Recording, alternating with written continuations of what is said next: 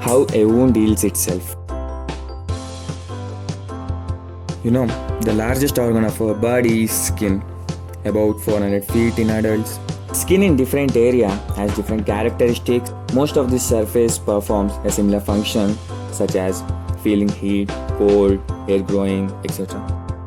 After a deep cut-off wound, the newly healed skin will look different from the surrounding area.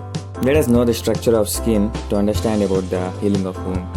The top layer of the skin is epidermis, which consists of hardened cells called keratinocytes and provides protection. The outer layer is constantly being shed and renewed. It's easy to heal the wound if it happens only outside the skin. But sometimes the wound penetrates into the dermis, which contains blood vessels and various glands and nerve endings. If that happens, that wound triggers the 4 overlapping stages of regenerative process. First stage, hemostasis, which is the skin's response to 2 immediate threats, that you are losing blood and physical barrier of epidermis has been compromised.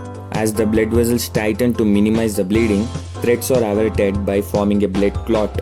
If the blood vessels are grouped together, there is a chance to go out of the body. At that time, a protein known as fibrin forms a crosslinks on the top of the skin. So, it prevents blood from flowing out and bacteria from getting in. Blood cells are grouped together. This is the reason why skin turns red. Actually, it is a signal of next stage.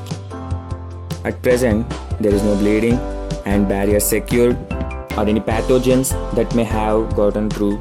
Body sends special cells to fight. Among those, the important one is white blood cells, which kills the bacteria and devour damaged tissues. Firstly, blood cells are present.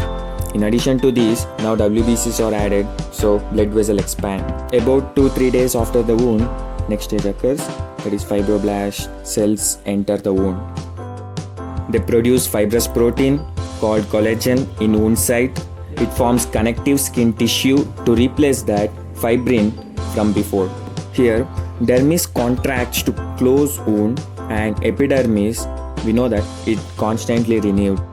At last stage, the wound matures as the newly deposited collagen is rearranged and converted into specific types. Through this process, the tensile strength of new skin is improved and blood vessels and other connections are strengthened.